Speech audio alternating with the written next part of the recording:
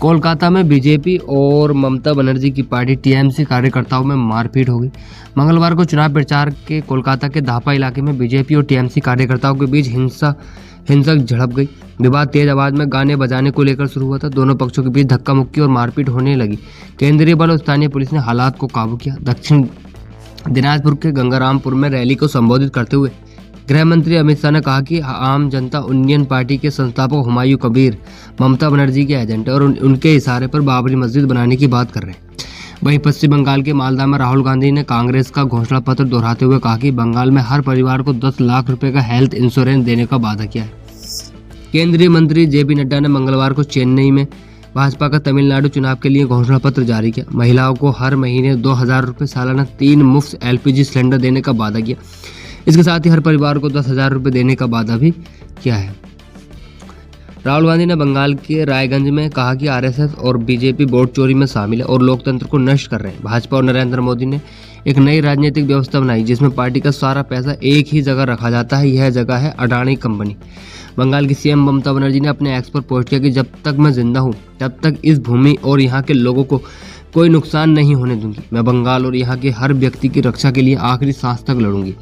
बंगाल में हर परिवार को 10 लाख रुपए और हेल्थ इंश्योरेंस, और दूसरा हर किसान को 15,000 रुपये और 200 यूनिट तक बिजली फ्री दी जाएगी। तीसरा, राहुल गांधी ने कहा कि ग्रेजुएशन तक मुफ्त शिक्षा और महिलाओं को पीजी तक फ्री शिक्षा, एआई एजुकेशन भी स्कूल में शुरू करी जाएगी। पहली कैबिनेट मीटिंग में भी सभी खाली सरकारी सीटें भरेंगे और हर महिला को 2,000 रुपये दिए जाएंगे।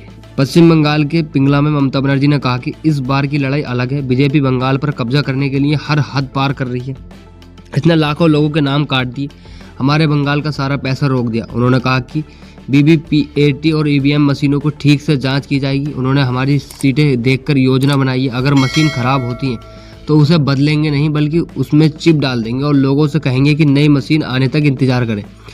ममता बनर्जी ने आरोप लगाया कि मैंने अपने जीवन में बीजेपी जैसा गंदा खेल खेलते किसी को नहीं देखा। मैं 7 बार सांसद और 4 बार केंद्रीय मंत्री रही हूँ। मैंने कई प्रधानमंत्री देखे लेकिन इतनी बेशरम, तानाशाही, भ्रष्ट, लुटेरों, चोरों की सरकार जो लोगों को मारती है और दंगे कराती है, ऐसी सरकार कभी नहीं देगी।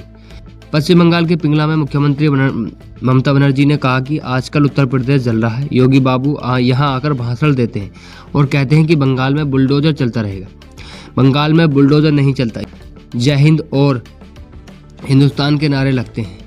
उन्होंने आरोप लगाया कि जब यहाँ के लड़के लड़कियां बीजेपी शासित राज्यों में जाते हैं तो उन्हें मारा जाता है और प्रताड़ित किया जाता है। जब वे बंगाली बोलते हैं तो उन्हें घुसपैठिए कहा जाता है। ममता बनर्जी ने कहा कि इसका जवाब लोकतंत्र बॉक्स में दिया जाएगा। उन्होंने यह भी आरोप लगाया कि इस महीने परिसीमन विधेयक लाया जा रहा है जिससे बंगाल को टुकड़ों में बांटा जाएगा और फिर एनआरसी लागू किया जाएगा।